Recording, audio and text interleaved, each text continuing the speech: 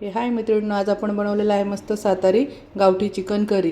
तर चला तुम्ही बघू शकता किती छान कलर वगैरे आलेला आहे। चला तो वेळ न वाया घालवता झटपट आपण याची रेसिपी पाहून घेऊया। मस्त गावठी चिकन घेतलं आहे, स्वच्छ धुवून हळद आणि मीठ लावून ठेवलेलं होतं अर्धा तास। आणि धुण्याचा काही व्हिडिओ दाखवला नाही कारण की सगळ्यांना चिकन धुता येतं म्हणून।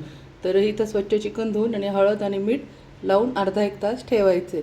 चला आता मसाले भाजून घेऊया। इथे गॅसवर तवा ठेवला आहे, तर ते आपण कांदा टाकून घ्यायचा आहे, उभा पातळ चिरलेला।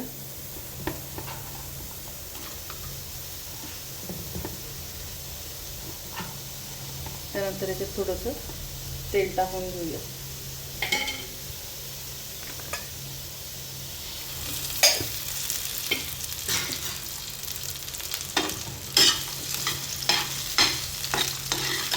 कांदा थोडासा गुलाबी रंगाचा येऊ द्यायचा आहे। कांदा असा थोडा पारदर्शक झाला की त्यामध्ये लगेच खोबरं पण टाकून घ्यायचं आहे।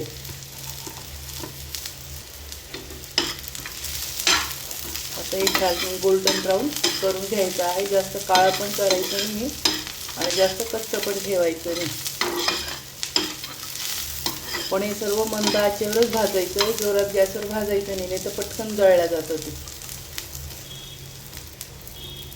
थोडंसं आता आपण गोल्डन ब्राऊन होऊन जाऊ दे।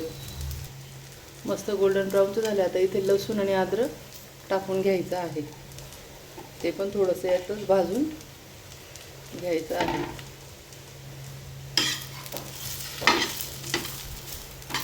आता 2 मिनिटं हे सर्व भाजून घेऊया। मसाले आता छान भाजले गेले। इथे आता गॅस बंद करून आणि मसाले आता थंड होऊन जाऊ द्यायचे। थंड झाले की मग आपण मिक्सरच्या भांड्यात दळून घेऊया। आता इथे गॅस बंद केल्यानंतर कोथिंबीर टाकून घ्यायची आहे। कोथिंबीर भरपूर टाकून घ्यायची आहे। मस्त गॅस बंद केल्यानंतरच तव्यावर कोथिंबीर टाकायची आहे, अगोदर टाकायची नाही। आणि हलकी तवा गरमच असतो त्याच्यावर फक्त अशी खालीवर करून घ्यायची आहे। कोथिंबीर लगेच तळल्या जाते, जास्त वेळ ठेवायची नाही, तर त्याची चव निघून जाते कोथिंबीरची। अशा पद्धतीने फक्त गरम तव्यावर मिक्स करून घ्यायचे आहे।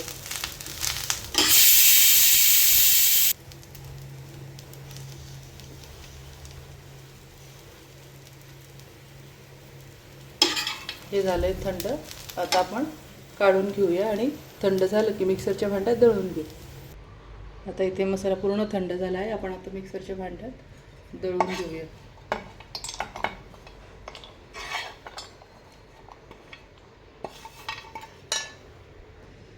आता यामध्ये काही बेसिक मसाले टाकून घ्यायचे आहे। तर इथे हळद घेतलेली आहे, त्यानंतर 1 चमचा जिरे घेतलेले आहे। जिरे हे ऑप्शनल आहे, आपला मसाल्यात तर सर्व, पण तरी जर घ्यायचे तर घेऊ शकतात ते।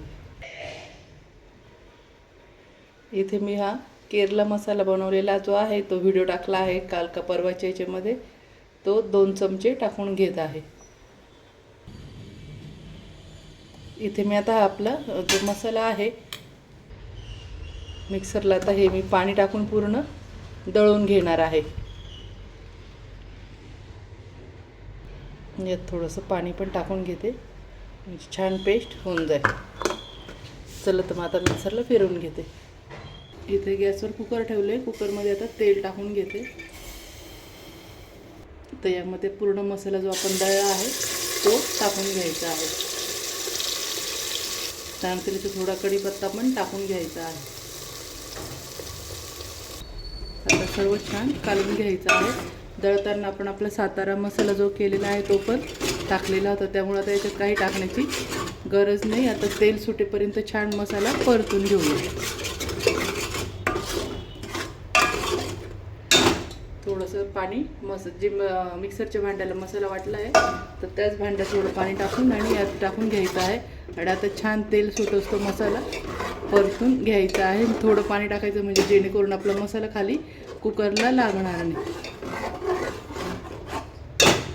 आता तेल सुटस तो छान परतून घेऊया। तरी सुटले आहे। आता आपण जे चिकनला हळद आणि मीठ लावून ठेवलेलं होतं ते टाकून घ्यायचं आहे। मस्त मसाला परतोस्तो दळोस्तो भाजोस्तो छान चिकन मॅरिनेट होऊन जातं. तर ते पण टाकून घ्यायचं आहे. आता पाणी टाकून घेऊयात. आपल्याला जेवढी ग्रेव्ही पाहिजे तेवढं पाणी टाकून घ्यायचं आहे. नेहमीसारखं ते सांगते, कुकरला पाणी हे कमीच लागतं. आपल्याला जेवढी ग्रेव्ही पाहिजे तेवढंच पाणी टाकायचं, कारण की यात पाणी आटत नसतं.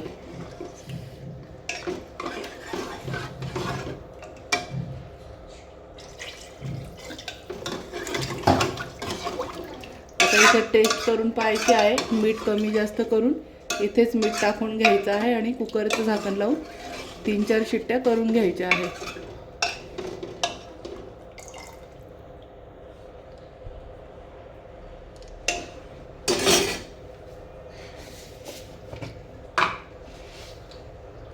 आता इथे चवीनुसार मीठ टाकून घेत आहे.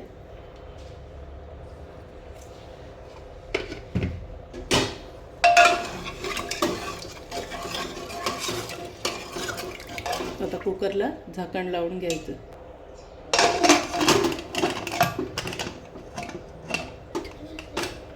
आता इथे 3 ते 4 शिट्ट्या होऊ देते.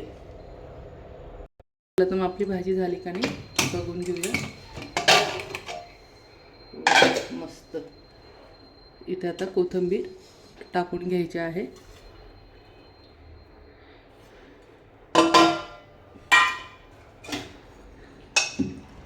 मस्त ही झाली आपली सातारी भाजी. बघू शकतात ग्रेव्ही पण किती छान झालेली आहे.